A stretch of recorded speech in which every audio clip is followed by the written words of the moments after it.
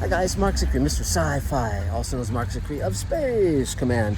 But also I am Mark Zicree, writer of Babylon 5. I wrote an episode, the first season, called Survivors, and additionally I worked on Captain Power. I developed the Captain Power TV show for television, and Doug Netter and John Copeland were the producers, and I told them to hire Joe Straczynski, who had never story edited the live action before. He and I had been in animation together and had been friends even before that.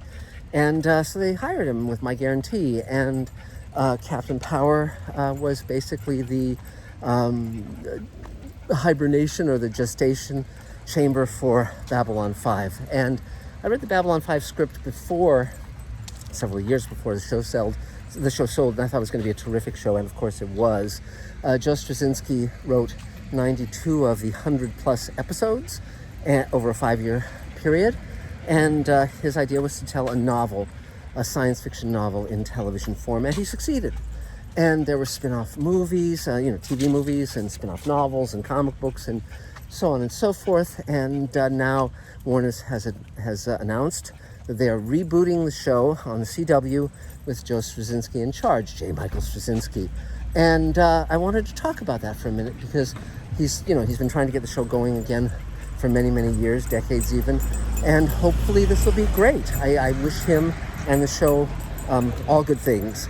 It's interesting, the notion to reboot it rather than continue it. And this gets to a rather interesting issue of restarting successful shows years later. Back before Star Trek The Next Generation, when they were bringing back a show like The New Gunsmoke or something, they would usually bring back the character and the actor who play that character, and then, they might have, their kid or their son or their daughter or something would be sort of the young, vigorous actor, and the old, James Arness or whatever.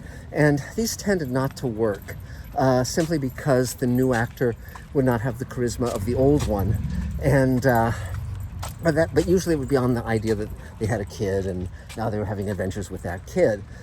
Star Trek The Next Generation changed all that because Gene Roddenberry had the idea of it's 70 years later or 90 years later than the original Star Trek series, and none of these characters are related to the original Star Trek actors and characters. And that was a bold move and a brilliant move, and it worked like gangbusters because what it said was the universe of Star Trek is so rich that you don't need those actors or those characters.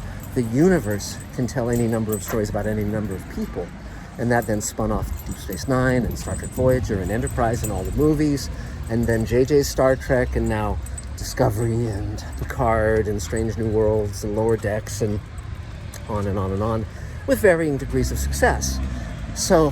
But the first great reboot of a science fiction show was, of course, Ron Moore's Battlestar Galactica. And Ron Moore had come up in the industry on Star Trek The Next Generation. He was a great writer on that show and producer.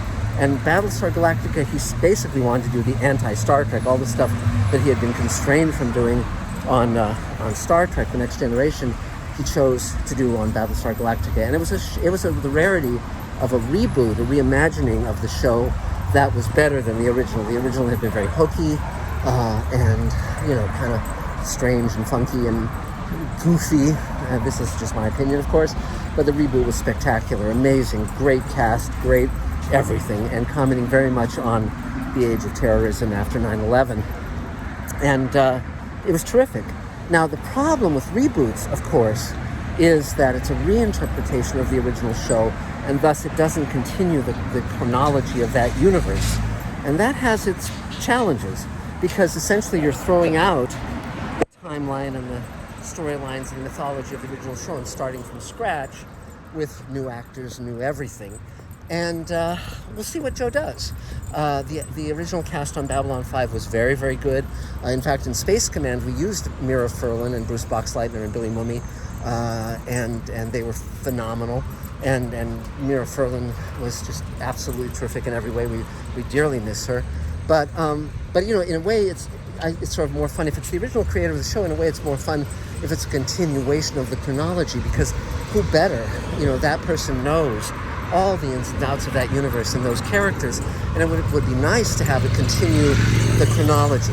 But that's probably much harder to sell because the network goes, well, our main audience has never seen the original show. They're not related to the original show. They have no affection for the original show.